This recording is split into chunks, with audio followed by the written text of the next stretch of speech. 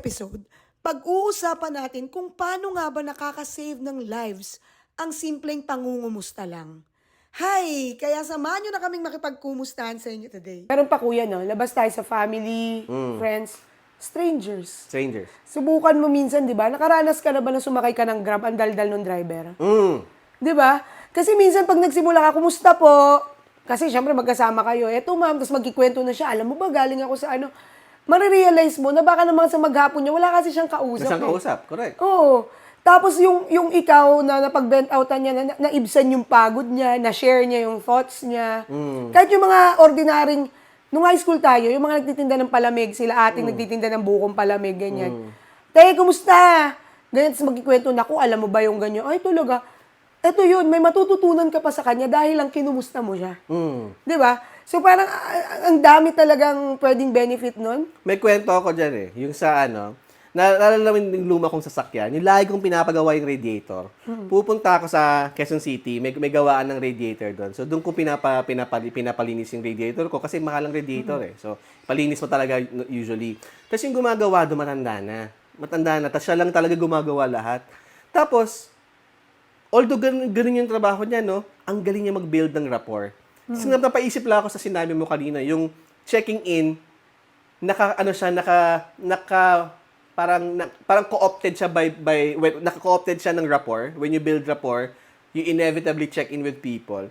So, yung kukwentuhan lang kami ni Kuya, nakwento niya yung sitwasyon niya, may sakit pala siya sa puso. May sakit din siya sa baga. Tapos, nagtatrabaho pa rin siya. Alam mo yung trabaho ng radiator shop, di ba? Maalikabok, malangis, tapos yung hangin polluted dahil nga sa parang toxic stuff ng sasakyan, di ba? Tapos, napagkwentuhan lang namin na ang hirap ng buhay ko kasi kailangan kong gawin to araw-araw para lang makabili ng gamot. Tapos, iba yung reseta ng gamot ng doktor ko sa binibili ko kasi hindi ko afford yung sinasabi ng doktor. Tapos, doon nag-revolve yung conversation namin. No? So, when I realized, no, yung conversation namin na yun, when I checked on the person, sabi ko, may mga options tayo eh. Nasubukan mo na ba to? Nasubukan mo to? Oo, nasubukan ko na, pero ako na lang kasi mag-isa sa buhay, kami nila mag-asawa. Hindi ko na maasahan yung mga anak ko. And then I realized, na kinarinig ko yung kwento mo, no, when you check in on that person, minsan mapapaisip mo, sometimes you have to be thankful eh. Mapapaisip ka. Oo, magandang realization. Mapapaisip ka kasi parang, their situation, very unfortunate, no? Gusto mabuhay, lumalaban sa buhay. Pero they don't have options. Tayo, like ours, di ba? We fortunately have some means to get by. Hindi ko sinasabing meron tayo lahat, no? Pero we have some means to get by in comparison to them, hirap talaga. Pero and more importantly, hindi lang ito because you check in, therefore you've got to be thankful of your situation. But at the same time, masaya siya na meron siya na pagkwentuhan. Naalala ko yung sinabi ni Kuya to. Hindi ko na maalala yung pangalan, pero naalala yung sinabi ko. Alam mo sir tawag niya sa, alam mo sir, sa tagal ko na gumagawa ng mga radiator, ngayon lang ako may napagkwentuhan about my life. At alam ko mahirap yung buhay ko, pero masaya akong nailuwal ko yung kwento na yun. Walang nakipagkwentuhan sa akin ng ganito. So, bumili ako ng snacks namin. Sabi ko, sige, snacks tayo, kwentuhan pa tayo. Parang, when you check in, little by little, you make the world better kasi you make people happy. Oo nga. Tama. Kaya, malaking talaga, alam mo yung sobrang halaga niya nung simpleng, kumusta balita, alam mo yung ganun. Naalala ko tuloy habang nagkikwento kayo, nanood ako ng isang video ni Tony Gonzaga, in-interview niya si Candy Pangilinan. Okay. Di ba, meron yung anak niya is, especially able.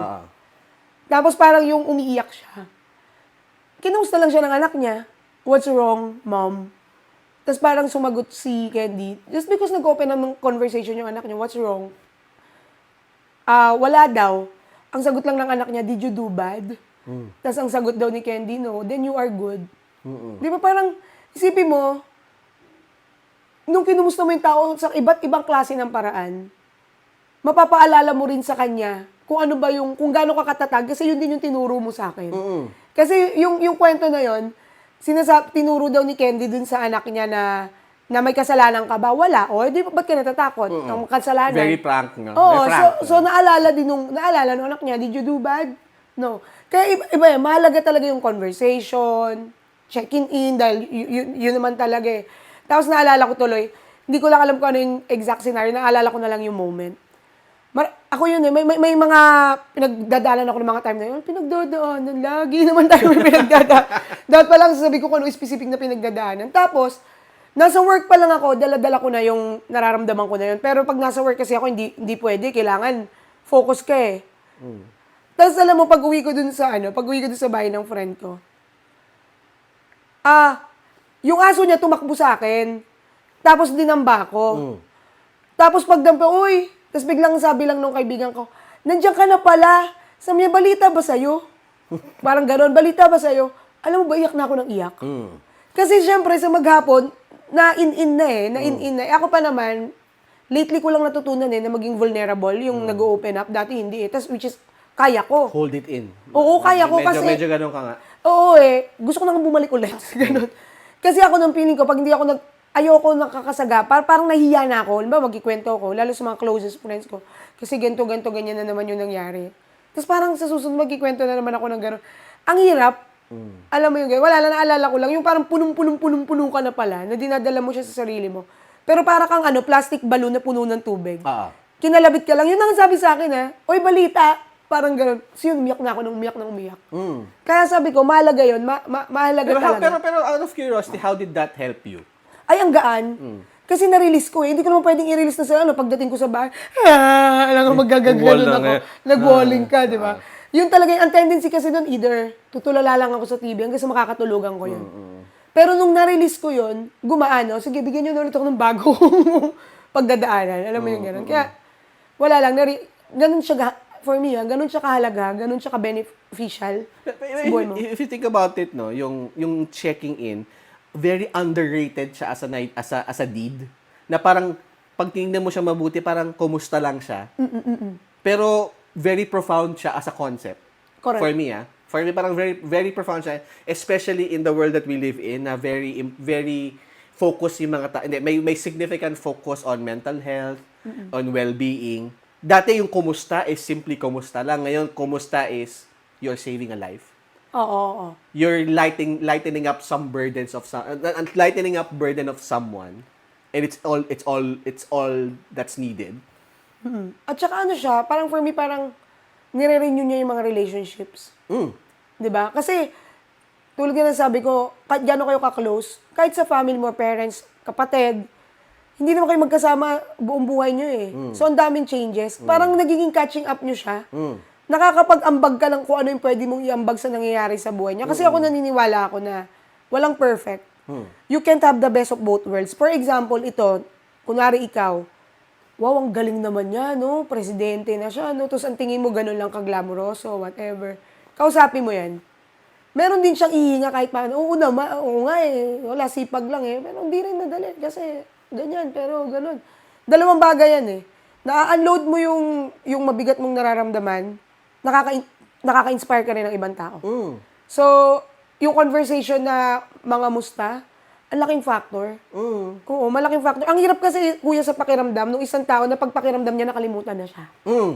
Diba? Hindi, so, ako, for me, parang, just to add to that, no, it widens the perspective of our understanding ng health and well-being. Well-being. Parang, dati kasi, ang tingin ng mga tao, especially mga Pilipino, pag mayaman ka, equals, you're good. Wala kang problema, maluwag ka. Try checking in on those people. Oo, parang in their world, ilagay mo yung sarili mo sa mundo nila, makakaluwag ka, pero iba yung challenges nila eh. Iba yung challenges mo. Very unique yan. You cannot compare that. So, even if mayaman yan, pag sinabi niya nagsastruggle ako mentally, makinig kang mabuti. Kasi iba yung challenges niyan. Karamihan ng mga mayaman na nakilala ko, na nagsastruggle mentally, alam mong kwento nila kung bakit sila nahirapan? May pera nga ako, pwede ko naman nakita parents ko. Try mo yon. Try mong hindi mo nakita yung parents mo, pero may resources ka. Try mo lang once. 1 month na hindi ka mahal ng mga magulang mo. Diba? Tama. Pero, you have to check in on that person. Kasi, hindi mo maintindihan kasi may glass wall dyan eh. Diba? Merong barrier dyan. Merong facade dyan that says, mayaman yan, walang problema yan. Pero, try knocking on that door. Try knocking on that wall kung gaano ka-sturdy yung structure na yon. Tapos pag bumukas yung wall na yun, tingnan mo kung mag-peek in ka ng situation. Hanggat hindi mo ginagawa yung check-in, hindi mo sila mauunawaan. At kung may kaibigan kang mayaman at tingin mo mayaman siya at wala siyang inaalala, question the friendship already kasi hindi mo nauunawaan yung situation na yon. Correct. Tama din, no? Ganon din siguro pag yung may kaibigan ka naman na medyo hindi, paano bang maganda nating term? Medyo hindi Sorry, ginamit ko yung facade eh. Oo nga eh. Pinahirapan mo ako, nag-isip tuloy ako Word of the day is brought to you by Hirap na Hirap si Elmira. mag-isip ng panlaban kong salita. Hindi. Nag-iisip kasi ako ng term, pinapractice ko po kasi yan, yung hindi gumagamit ng mga negative words. Pinapractice ko yan eh. Hirap yan. Ayoko Hirap naman yan. sabihin na may kaibigan kang mahirap. Ayoko naman ganon. Positive scripting na Oo, sinasabi mo. yun. Oo. Iniisip ko, what if may kaibigan ka naman na hindi pa dumadating yung fortune sa kanila? Negative pa rin kasi may word na hindi eh. Okay. What if may kaibigan kang paparating pa lang yung fortune sa kanila pero wala pa? 'Di ba? Malayo-layo pa. Oo, malayo-layo pa. Mahalaga din na kinakamusta mo sila para maalala nila o ma-inspire sila o ma-motivate sila na push pa. Alam mo yun? Kasi hindi mo masabi. Ikaw na nga nagsabi, yung mga medyo naka-LL nag-i-struggle. Paano pa kaya sila na hindi lang yung emotional, yung mental health yung kailangan nilang bantayan, kundi yung financial status nila, kung paano sila mabubuhay. Alam mo yung ganun. Kahit pa sabihin mo na yung mga taong paparating pa lang yung mga opportunity or fortune nila, sinubok na daw yan ng panahon, hindi basta-basta. Tao pa din yan. Nakakaramdam ng pagod, nakakaramdam ng namamatay na yung daydreams na hindi, isang araw, magagawa ko to. Tsaka, okay, fine. Pwedeng yung friendship nyo, yung relationship very established na. Pero, check nyo, yung mga tao na nawalan na mga kaibigan, nawalan ng mga mahal sa buhay. Ano yung first statement of regret nila? Sana pala nag-text ako. Sana pala nag-chat ako. Sana sinigot ko yung tawag niya. Yun. Sana nung nag-away kami, sana nag-approach na lang ako. I checked in on us kung musta na ba yung friendship namin. Di ba, usually, regret is the problem. Yun yung una mong i-regret, Oo nga, di ba? ganda nun. Di ba? Ang hirap niyan yung sana pala nag-reply ako. Or may iba, I mean, kung may mga batang nakikinig nito, syempre, with the parents na nag-aalalay, yung mga sumusuko ng tuluyan sa buhay. Di ba, pag meron kang kaibigan, family, kakilala, katrabaho, tapos nalaman mong ganun yung ginawa nila, minsan maisip mo sana pala kinumusta ko siya. Baka kailangan niya lang ng kausap. Hindi dangerous talaga yung assumption na because your friendship is established, wala ka nang kailangan gawin to protect that. Bakit may mga building na nagko-collapse pag lumilindol? 'Di ba? You can engineer a building all you want, pero isang malakas na lindol lang will rock it, 'di ba? Romantic relationships. Iniwan ka, naghiwalay kayo, pinagpalit ka sa ibang much better. Simple lang yung ask nung former partner mo. Kumustay mo man lang ako kung hindi mo magawa eh. Siya ngayon. Siya nga lagi nagte-text, nagchat sa akin. Committed to the relationship. And if anything, checking in, catching up with your parang loved one, so to speak, is your commitment to that relationship. Tama. Kahit yung gano'n ka-busy, parang bigla tuloy dyan papasok yung hindi naman ibig sabihin na nagdi-demand ka o naghahanap ka na kumustahin mo naman ako. Is napaka-demanding mo kahit na alam mo ang dami-dami niyang ginagawa, ang dami niyang responsibilities, ang dami niyang work. Kasi iba pa rin yung sa gitna ng kaguluhan, naaalala kang okay kaya siya. Yung checking in is, for me now, is a form of love. Di ba, kumustahin mo lang din, balik tayo sa tunay nating buhay. Para lang maramdaman niya na, oops, nandito ako may ginagawa lang ako, pero naiisip kita, hindi ko lang mapagsabay. Di ba? Sobrang halaga nun. Hindi lang siya manifestation of love, it's a life skill. Oh. Kasi if you can check in and you can isolate parang in the bushes, if you can parang, paano ba, pagtaboy, ano bang English ng taboy? Taboy? Swift? Char! Kasi gumagano diba? ka. Parang, kung kaya mong i-isolate yung part na yan ng life mo amongst the chaos and still be able to check with your mom and your dad, sabihin mo, ma, kumusta sa probinsya? Gusto ko na umuwi dyan. Diba? Imagine mo, di ba? Sa sobrang, may mga ganito, and I cannot blame them kasi sobrang hirap din talaga ng buhay for the most part, no? Kaya sinasabi ko itong life skill. Pero hindi siya essential life skill, pero parang a step higher siya. Parang very good ka as a person intellectually. May mga tao na sa sobrang hirap na ng buhay, nakakalimot na talaga. Like for example, yun nga, mangumusta sa mga magulang, especially mga nasa malalayo. And that's understandable and that's perfectly fine kasi it's understandable gaano kahirap ang buhay. Pero there are people as well na alam mong kumakayod pumupukpok sa trabaho, bumabiyahe pa, kumukommute pa, pag uwi sa bahay, tawag sa nanay, tawag sa girlfriend, tawag sa kaibigan, chikahan pa, may energy pa eh. Tama ka ganyan. So, skill siya. Pero, skill din siya, pero if you can do that, balik ako dun sa sinasabi ko, the world can be a little bit better. Katulad kanina, si mama, nagtitiktok-tiktok lang. Araw-araw ko na yung kasama, ha? Lagi, most of the time talaga. Ano balita? Ganun lang siya. Kumain ka na. Hindi pa. Anong gusto mo? Sabi niya, lechon. Day, dumating. Uy. Andeng's belly shoes, lechon. Uy. Oo, lechon belly siya. Hindi ko pa kayang bigyan ng buong lechon si mama eh. Lechon belly pero daig mo pang kumain ng buong lechon. Huwag kang ang mga lechon belly, very scarce resource yan pagka bare months. Mga papasok ng Pasko, bagong taon. Ang hirap mong order niya. Talaga ba? Oo. Ay, nako. Sa Andeng's, di ka mahirapan. May hirapan din sila kung ganun. Kung ganun karami. Kung ganun kadami. Masarap ba? Oo, pero masarap ang lutong. Tapos alam mo kung anong masarap. Pagkabukas ni mama ng box, hinati agad yung para sa'yo.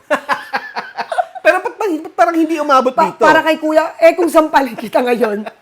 Ito para kay kuya, tas ang lutong. Tas sabi ko, picture natin, papadala ko kila kuya. Wala nang sumasagot, kinakain na. Ganun siya ka-excited. Oo. Dahil lang yun sa kinamusta ko siya. Oo, di ba? Kaya Andengs, kumustahin mo ulit ako. Kumustahin mo rin yung kabilang bahay. Yung bahay daw ni Kuya Dwayne, kumustahin nyo daw. Hindi. Naalala ko lang yun. Salamat Andengs sa napakasarap naming lunch. Sa kailangan, palapit na yung peak Filipino season. Yung Pasko at Bagong Taon. Alalahanin yung pangalang Andings. Oo. Alalahanin yung mabuti. Andengs. Ang sarap, promise. Walang halong bola. Maganda i-display yan sa center ng lamesa pag Pasko. Para wala nang nanood ng podcast natin, natakam na sila nila, tingin-tingin na lang sila dun sa... Andings. Search Andings sa Facebook. Diba? Sabi ni Mama, buti na lang, wala pang piyesta, may lechon. Hindi niya naramdaman. Hanggang belly lang kasi ako, ma. Kaya belly lang yung in-order ko. At sa Andings lang kasi nga, masarap. Pagkabigay ko ng lechon, may katabing artobastatin. Siyempre yung cholesterol. Artovastatin, basta ganon. Ako Abamax. Abamax. Baka naman.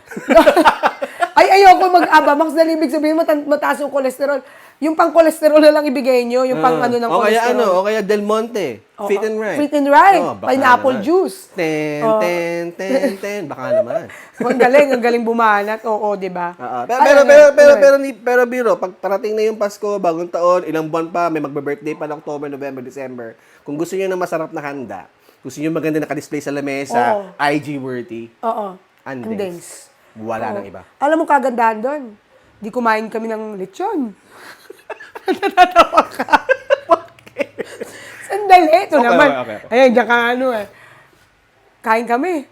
Busog na busog kami. Anong sunod sa busog? Ano sunod sa busog? Diskarga sa CR. Antok muna. Okay. Alam mo na. Diretso ko sa Salem bed ko. Sabi ko, ang sarap ng buhay. Nakakain ka ng lechon, busog ka pa, may masarap ka pang higaan. Di ba? Oo, kaya parang sabi ko, ang sarap na combination naman ito. Ang sarap na Salem yung kama ko. Dahil sa lahat ng magandang mangyayari sa akin sa maghapon, pag humiga ako dito, best combination. Malamang, sa dami ng nakain mo, bumigat ka. Oo. Pero kaya ka ng Salem bed. Wala! Elepante nga, kaya niyan eh. Tinawag ko pa si mama, sumakay ka pa. Sabi ko. Huwag ka lang malikot. Kahit maglikot siya, ang problema ko lang doon, amoy lechon na siya. Siguro kailangan pong mag-invento ng Salem na may charcoal sa ilalim. Para hindi kumapit. Naging savory tuloy yung kama. Oo. Ang kinakatakot ko kasi si mama, may tendency siya magdala ng pagkain. Pero safe naman yun kasi yung cover ng Salem is ginawa talaga siya para yung absorbent ng tubig, ng whatever, at saka madali siyang linisin. Ganda ng conversation, no? Comfort food, comfort rest. Sinasabi ko sa inyo, di ba? Salem lang. Oo. Kaya naman kung gusto nyo pang makita kung ano yung sarap ng mga kamang dinadanas namin, guys, i-visit nyo lang po ang www.salem.ph. Yun yung website nila, nandun lahat. Hindi lang kama, pati mga, ano ba tawag doon, bed frames, Bed frames. headboards. May mga sofas pa po sila, baka naman po. Contact, ano din yung contact information nila, including social media nila. Yes, of course. On Facebook, www.facebook/Salem_PH. Instagram/Salem_PH. At saka meron din po silang TikTok. At sabi ko nga, ang pinaka-best din sa kanila, ang ganda ng customer service nila. Hindi ka mahirapang magtanong, hindi ka mahirapang mag-inquire. Mararamdaman mo pa na, yung perang pinaghirapan ko worth it. Di ba? O, nagustuhan mo. Lechon at saka masarap na kama. 1-2 punch Oo, eh. sana susunod masarap na. Pero parang, Inumin? Inumin, no? Anong magandang inumin? Mga Naglagay pineapple, ng gano'n, pineapple. tsaka mga tubig-tubig, gano'n. Pero, Darating tayo dun. oo, darating. I-manifest lang natin yan. Yung walang kulay at saka yung may kulay. May kulay, oo. But anyway, yun nga. So, ang usapin lang ito, for me, ang gusto ko lang sabihin is, guys, kumustahin nyo lang sila. Yung simpleng kumusta ka, malaking bagay yun eh. Kaya, i-exercise natin yung lalo kung di naman tayo busy. Nag-scroll tayo, may nakita kayong post niya, kahit hindi man negative yung post, maalala mo siya, ano kayong balita rito? Diba? Wag lang po tayo, wag nating ugaliin yung mga musta lang dahil may kailangan tayo. Kumustahin natin dahil baka sila ang may kailangan sa atin, baka kailangan nila ng kausap. But anyway, natutunan ko rin naman dyan. Yung alimbawa, dati nagtatampo kasi ako dyan eh. Naalala lang naman ako pagka may kailangan sila. Then, a friend gave me this mindset na, di okay nga yun eh. Isipin mo, at least nung nangailangan sila, ikaw yung naalala nila kasi alam nila ikaw yung makakatulong sa kanila. Mindset ba? Mindset. Pero, yun, kumustahin nyo, sa mga anak na laging nasa labas, yung parents nyo pag uwi nyo, kumustahin nyo. Hindi porket nasa bahay lang sila, normal lang yung buhay nila, hindi. Kasi minsan pag nasa bahay ka, dun ka pa nga mas nakakapag-isip ng mga what ifs, yung mga, dati nandito sila, so baka nalulungkot sila. Mga kapatid nyo, kumustahin nyo, mga kaibigan, and yung mga partners nyo, di ba? Mahalaga yon. Hindi lang puro kilig. Be a friend to them. Kumusta? How's your day? Napakalaking bagay nyo. Then, ako, siguro, as a final thought, no, although may in the current environment may increased awareness na about well-being, mental health, very costly 'yon eh. Very costly to go that route. Sometimes it can be a little bit embarrassing, may konting stigma pa din, no. Pero the check-in, no, kidding aside, makakatipid kayo. Alam mo bakit? And I've gone through this na parang hirap din ako, nagsastruggle din ako mentally. Pero I had friends who were checking in on me. Nagmukha siyang 1-hour therapy session. Ang halaga nun. Ang ganda nun. Savor the therapy session brought about by checking in. Correct. Tsaka ano yun eh. Ako nga personally, nagiging ano ko na siya eh. Hindi ko alam kung anong tamang term, pero yun yung bagay na nililook forward ko. For example, may mga pinagdadaanan na talagang struggle, challenging, personal life, whatever. May kaibigan ka nagkumusta. Yun lang, kinamusta ka lang, nagkwentuhan. Oy, kape tayo, pag-usapan natin yan. My God, nilulook forward ko yung nakatambay kayo, inabot kayo ng madaling araw, kakakwentuhan. Just because kinamusta Ay, nila naku, ako. ang dami kong kwento. Alam mo, kaya medyo ang gasolina sa katawan ko ngayon ay kape. Ang dami ko kasing ganyan, na kape talaga. Yung tipong, pre-pandemic pa to, yung magsa-start kayo ng alas 5 ng hapon. Yes. Tapos, alfresco, Starbucks. Tapos, alas 4 na madaling araw, doon lang kayo sa Pa rin labas. kayo. Kape lang. Naku, maririnig ka ng Starbucks, sabihin kayo pala yung mga tumatambay doon na matagal. Oo, tapos nung time na yun, medyo may allowed pa ang bisyo. Oo nga. Oo. And last thought for me, you may never know, baka kayo yung answered prayer nila. Nangingi sila ng sign kay Lord. Or Lord, tulungan mo ako, kausapin mo ako, hindi ko na kaya, hindi kita maramdaman, be with me. Then a friend check in on you. Oy, kumusta ka? Nagkaroon ka ng kausap. Nagkaroon ka ng ano. It's really a The Lord is with us. Yup. Hay, naku, napakagandang conversation na to. Kaya naman maraming salamat. At muli nyo kaming sinamahan. Marami pa pong paparating na mga usapin na sana makatulong sa inyo bukod sa naiingayan kayo sa daldal namin. Nawa makapag-ambag po kami sa mga buhay nyo. Kaya maraming salamat. Until next episode. Peace out. Bye everyone. Bye.